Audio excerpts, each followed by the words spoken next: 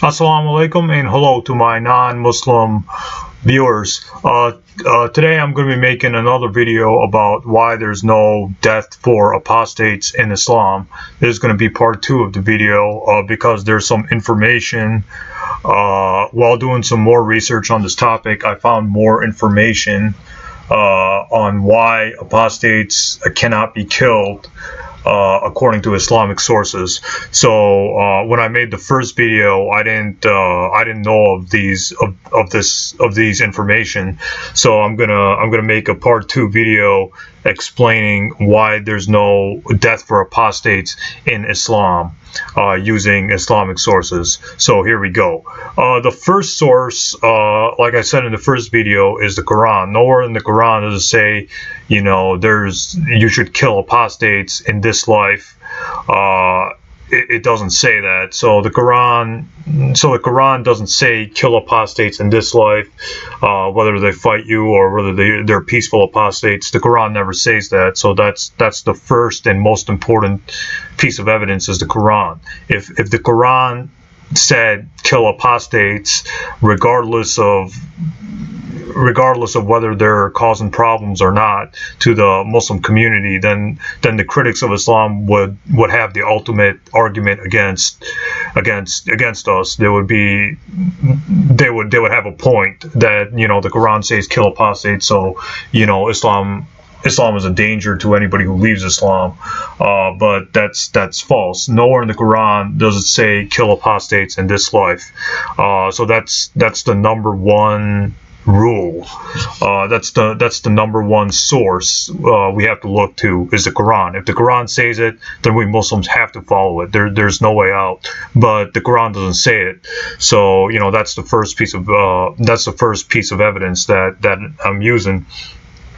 The second piece of evidence that I didn't use in the first video is that when I looked at all the hadith saying, you know, where the Prophet Muhammad, peace be upon him, said kill apostates, you know, when I looked at those hadith, and again, I'm not dismissing those hadith. I'm not saying those hadith are weak or fabricated, or, you know, I'm not saying that you know, Sahih al-Bukhari, the hadith in Sahih al-Bukhari is weak and fabricated. I'm not trying to dismiss those Bukhari hadith. Those hadith are authentic. You know, I fully agree with that. But when I did more research on those hadith, I found that those hadith are actually ahad hadith. Ahad hadith means isolated hadith. So the question really arises, what can we prescribe punishment, Islamic punishment? Can we imply punishment based on ahad hadith?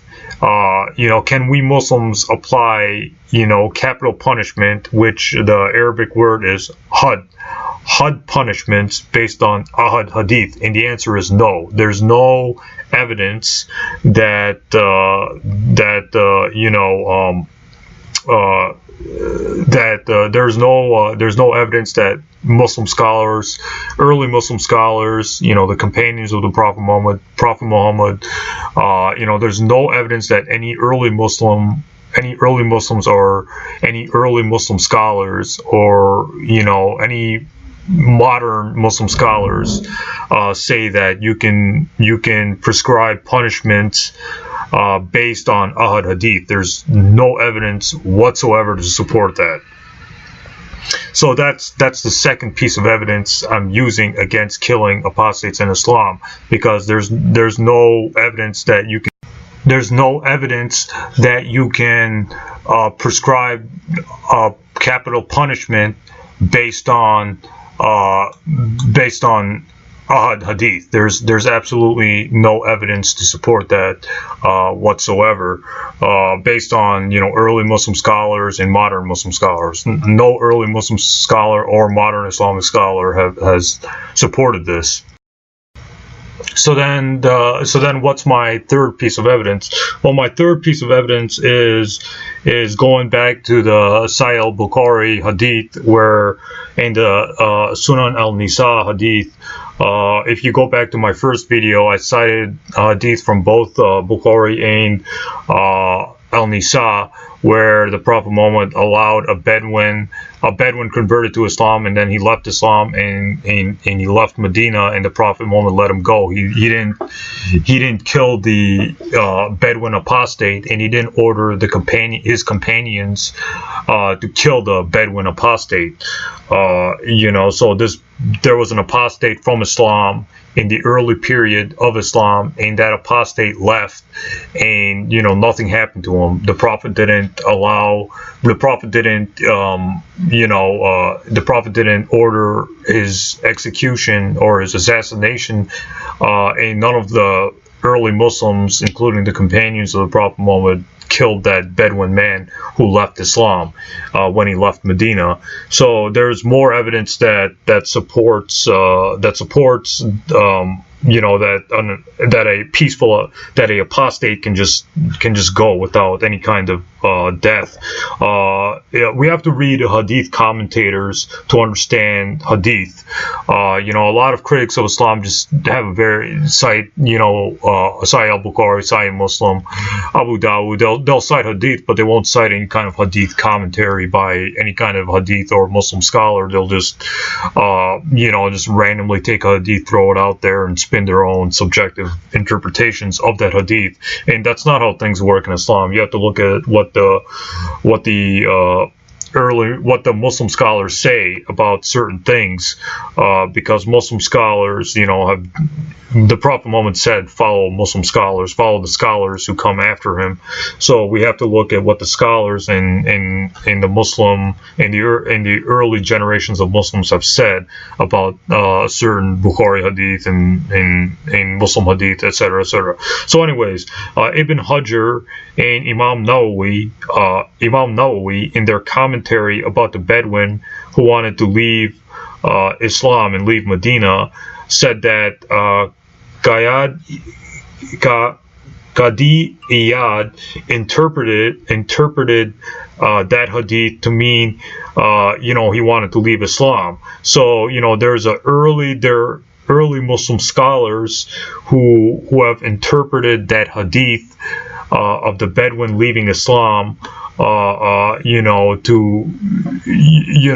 to basically leave Islam without any kind of death penalty. And Ibn Hajar and Imam Nawawi have cited Qadi Iyad, who interpreted it to be that man left Islam and nothing happened to him. There was no punishment for him. That's not all.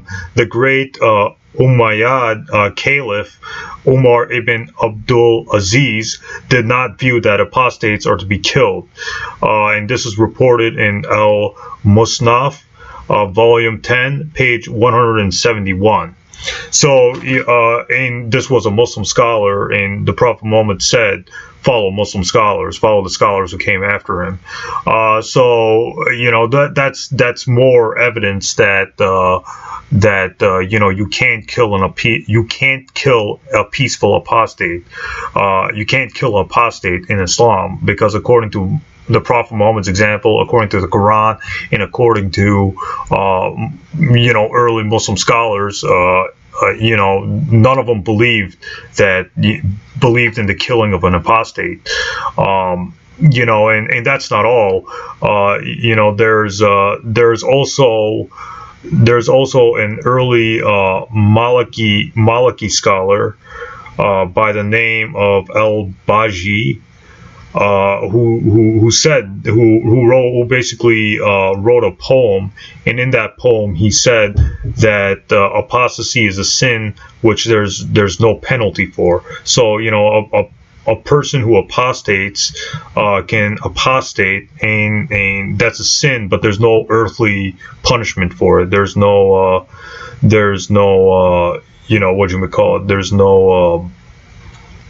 there's no death penalty for it. And this is a famous Maliki jurist and poet by the name of Abdul Walid al Baji, and he lived in 1081 in the Christian era. And again, he was writing that apostasy is a sin which carries no prescribed penalty. So there's more Muslim scholars that agree that there's no death penalty for apostates. And again, Muslim scholars are important because the Prophet Muhammad said, "Follow the scholars." But that's not all. There's even more scholars that agree with this. For example,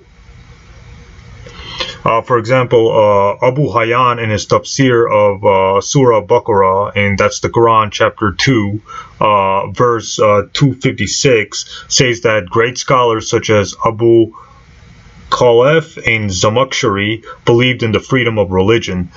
So there were early tafsirs, there was commentators of the Quran or authors of tafsirs who said that there is freedom of religion. So that's more evidence for the non-killing of that apostates can go free. There's no death penalty for them. And that's not all. According to Ibn Hazm, and Ibn Hazm was a Muslim scholar, Ibn Hazm, volume 1, page 127, Ibn Hazm says that Umar ibn Khattab, that's right, one of the most important companions of the Prophet Muhammad, Umar ibn Khattab, Nakahi, and Sufyan al-Tawari don't believe that apostates are to be killed. And this is in Ibn Hazm, volume 1, page 127. So what did Umar ibn Khattab, one of the greatest companions of the Prophet Muhammad, say about apostates? Well, he said that apostates are to be imprisoned, not killed. So this is not this is not a modernist interpretation this isn't a modernist interpretation of understanding the penalty for apostasy. And there's even more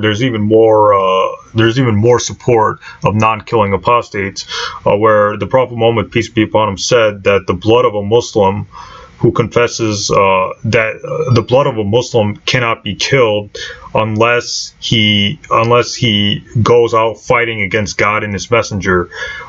He is to be killed. So the Prophet Muhammad is saying that, and this is a authentic hadith found in Abu Dawud, volume 4, hadith number 4353, page 126, and the Prophet Muhammad said the blood of a Muslim can't be spilled or can't be shed unless that person is fighting against God and His Messenger. So basically, the Prophet Muhammad is dead. He's not around anymore. So people can't physically fight against the Prophet Muhammad, because he's dead. Because he's no more. He's gone. He's dead. So basically, the Prophet Muhammad is saying that you can't kill a Muslim, whether they're a Muslim or they're an ex-Muslim, because unless they're physically fighting against Allah, or they're physically fighting against the Prophet Muhammad, you can't do it. And this is a Sahih hadith found in Sunan Abu Dawud, volume 4, hadith number 4353, page 126. So, and this authentic, and this hadith is sahih, it's authentic. So basically you can't kill anybody unless they're physically fighting against the Prophet Muhammad. And since Prophet Muhammad is no longer around, since he's dead, you can't kill a ex-Muslim because they're not fighting against Islam. So the early period of when Islam was in danger is gone. It's over. It's not going to continue. So that's even more evidence that apostates aren't to be killed according to Islam. So then, what about the Prophet Muhammad killing apostates? Why did the Prophet Muhammad kill apostates? Well, the reason why the Prophet Muhammad allowed, or the Prophet Muhammad, said, like I said in the first video, the reason why the Prophet Muhammad allowed, or killed apostates, whether they were male apostates or female apostates. The reason why I said kill male and female apostates is because they were the ones that fought the Prophet Muhammad. They were the ones fighting against Islam. So all the individual cases show that these people were fighting against the Prophet Muhammad and the early Muslims. Basically, they were enemies of the early Muslim state. So that's the reason why the Prophet Muhammad ordered them to be killed. And these are authentic stories. I'm not trying to dismiss these stories, but they were fighting against the Prophet Muhammad. Nowhere does the Prophet Muhammad say, kill apostate. In the future, there'll be apostates, and go kill apostates in Muslim and non-Muslim countries. There's no hadith whatsoever that says that, where the Prophet Muhammad says, if there's an apostate in a Muslim land or a non-Muslim land, then Muslims should go kill that apostate in Muslim lands or non-Muslim lands. There's no hadith that supports this, that says this. So we gotta look at the Prophet Muhammad's example and stuff like that. We can't just take hadith out of context and throw it out there and spin our own interpretations. That's not how it works. So basically that's what I wanted to say about about apostasy in Islam. There's absolutely no evidence that there's no evidence that Islam calls for the death of apostates. There's absolutely no evidence to support this whatsoever. No Muslim has any right to go to a Muslim or non-Muslim country and start killing apostates, because the Prophet Muhammad would not have allowed it. The Quran doesn't allow it. The Quran never says anything about it. So the Quran doesn't even mention any kind of earthly punishment for apostates. So that's the first authority. The Prophet Muhammad never would have approved of it. That's the second authority is the Prophet Muhammad's example. He would have never killed an apostate living in a Muslim or non-Muslim land, a peaceful apostate. He only killed the ones that were fighting him. So we got to look at the Prophet's example. Since the Prophet Muhammad is dead, since the early Muslim community is dead and is never coming back to life on earth, we can't kill apostates, because any kind of apostate does not pose any kind of physical threat to the Prophet Muhammad or the early Muslims. Thus, we can't kill them according to the Prophet Muhammad's words or his actions. So that's further support of no killing of apostates. So, and again, we can't do punishments based on ahad hadith. Muslim scholars, the Muslim scholar who said this was Mahmud Shalat. So we have a Muslim scholar saying that you can't do punishments based on ahad hadith, and those hadith about killing apostates are ahad hadith. They're not. We can't do punishments based on ahad hadith according to Muslim scholars. So that's my video. That's my video about not killing apostates. If you have any questions or if you have any comments, feel free to email me, either email me or drop a comment in the discussion tab. Soon I'll have more videos. I'm kind of busy with work, so when I'm free from work, I'll start doing more videos and more rebuttals to anti-Muslim claims. So stay tuned. A lot of good stuff ahead. And of course, another thing is donations are always welcome. If you want to donate, donate. If you don't want to donate, don't donate. So any kind of donation, even $1 makes a difference. So if you want to donate, if you like what I'm doing, if you want to donate to help me continue, then please, by all means, do so. Whoever does, they'll get a shout out in my next video. So thanks for viewing. Hope this video clarify some stuff, and assalamu alaikum.